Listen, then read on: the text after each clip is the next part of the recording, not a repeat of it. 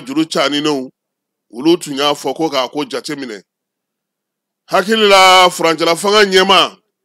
n'o ye général d'armée Assimi ye a delila k'a dama suɲɛ k'a fɔ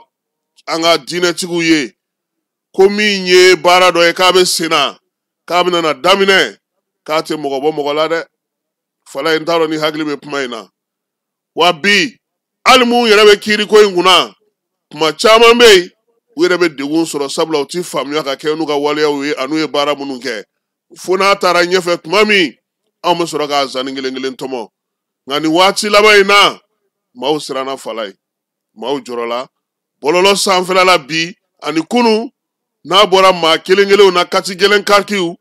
n'o tɛ Bamakɔ yan Mali kɔnɔ yan maa caman y'a fɛrɛ minɛ kuma bɛ kuma na waleya bɛ waleya la ko bɛ ko la olu bɛ ka sumaya kosɛbɛ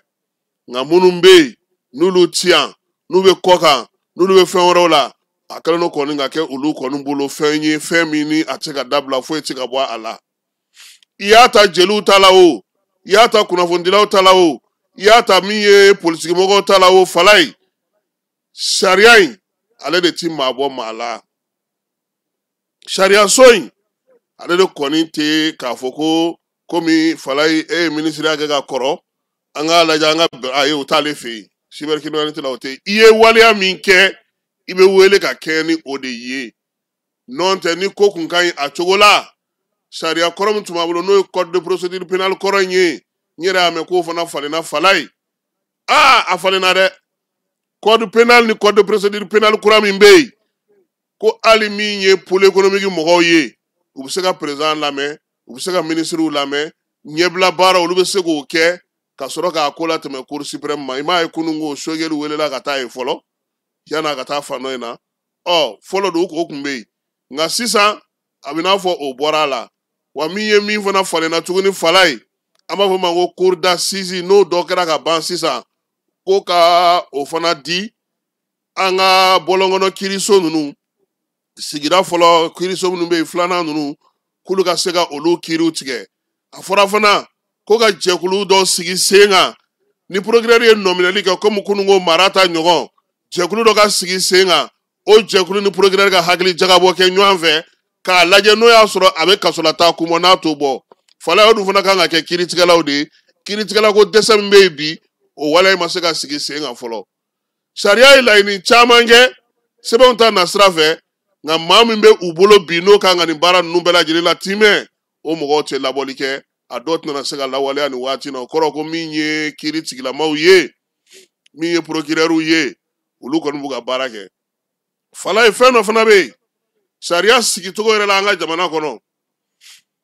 maa caman bɛ ɲininkali kɛ kuma caman ko munna ko mɔgɔw bɛ taa procureur fɛ yen procureur de bɛ nominali kɛ jamana ka hakɛ min bɛ sigida la procureur de y'o lakɔlɔsiba ye ale de ye basigi cɛfɔ ni kanbɛn maaw ka hakɛw dafali ale de y'o laɲiniba ye i m'a ye ni kiiri b'i kun kan n'e taara sa fala ye ko ne ye fɛn dɔ f'e ma k'a ma diya e ye e bɛna fɔ procureur min ye dɛ kiiri kɛnɛ kan e ni o de bɛ surunya ɲɔgɔn na ka tɛmɛ ne kan parce que ne ye jalakilen ye ka ban o de la ni kiiri bɛna tigɛ fana ale procureur yɛrɛ tɛ se ka kiiri tigɛ tuguni parce que ale kɛra fan ye nka kiiritigɛ kuru sigicogo la président de tribunal mana sigi ale bɛ sigi ka greffier sigi nka ni u bɛ kuma kɛ sisan ale bɛ wuli k'i jɔ parce que juge siège min ye président de tribunal o de b'i sigi k'a ka baara bɛɛ kɛ ale tɛ wuli ka jɔ donc ni kiiri bɛ sen na sisan n'a fɔra ko fala ye Keyita ko a nana ko a ni ne Kasimu bilara ɲɔgɔn na ne de ko n ko n ma jɛn n'a ye fala ye de ma jɛn n'a ye kiiri bɛ an bɛɛ lajɛlen lamɛn procureur yɛrɛ b'a fɔ ko ne ye nominali kɛ ka da nin kun ni nin kun a bɛ ɲininkaliw k'i la solonadonbaga min bɛ e bolo o bɛ ɲininkali kɛ tribunal président yɛrɛ aw t'o min dɔn dɛ o de ye kiiri yɛrɛ tigɛyɔrɔ ye nka ale bɛ laɲini kuma caman ale fana ni procureur ka laɲiniw bɛ taa ɲɔgɔn na wa fala ye an ka kiiri sigicogo fana na n'i y'a ta k'a jateminɛ e t'a mɛn mɔgɔw da kuma caman ko président ye chef suprême de la magistrature ye wa i b'o kɔrɔ dɔn wa ko magistrat foyi tɛ Mali dugukolo kɔ kan min tɛ président dugu ma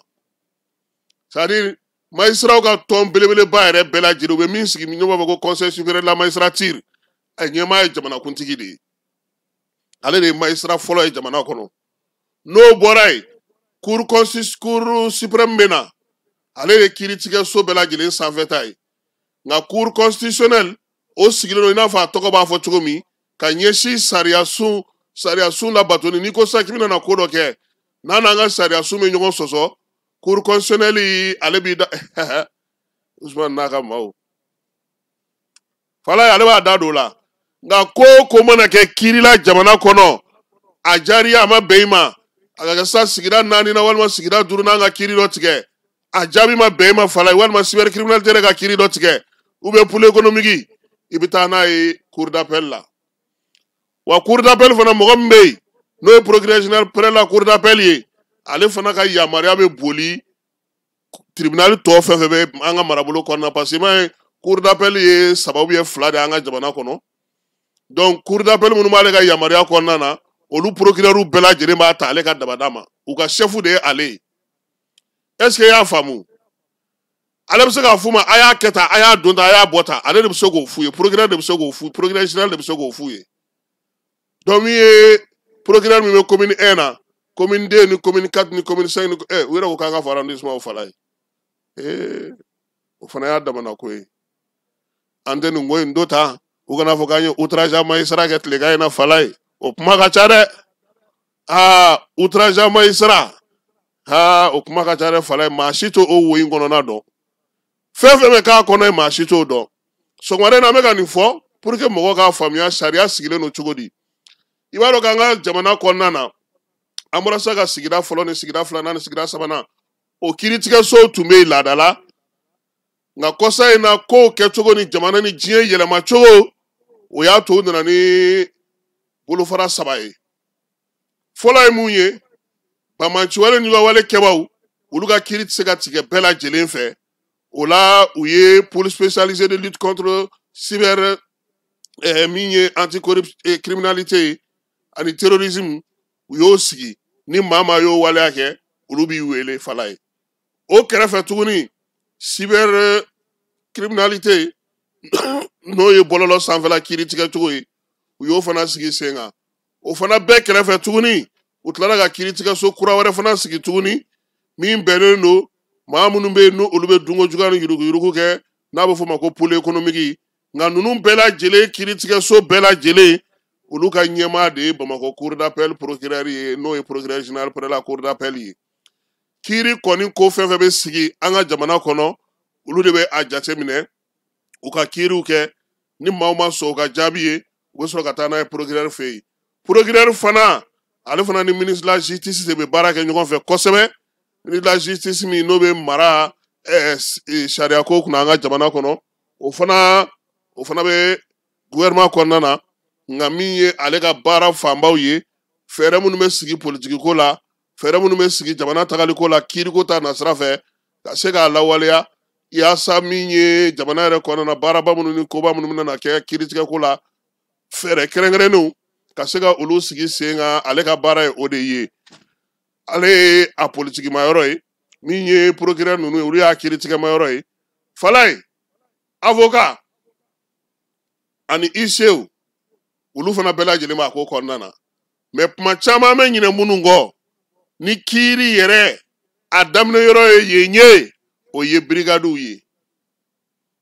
n'i y'a mɛn ko brigade d'investigation judiciaire o brigade pour l'économique o CJ o ninnu bɛɛ lajɛlen fana bɛ kiiri tigilamɔgɔw ka bolo kan ka taa se fo an ka sigida kɔnɔna na polisiso minnu bɛ yen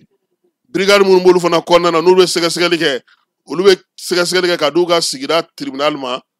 nka ni wele kɛrɛnkɛrɛnnenw ni ko kɛrɛnkɛrɛnnenw bɛ yen u bɛ se ka bila baara fana na u ka se ka baara kɛ ka se ka di o de la nin ko ninnu sigilen don sen kan tan nka nin waati in na min kɔni ka kuma bɛ ka ca n'a bɛɛ ye min ka ko bɛ ka fɔ n'a bɛɛ ye min tɔgɔ bɛ bɛɛ lajɛlen na tile 2 in na o ye cybercriminalité ye cybercriminalité min ni ale yɛrɛ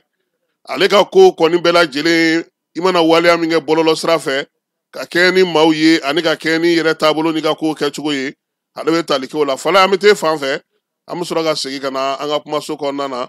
nin kun ye an donkan ye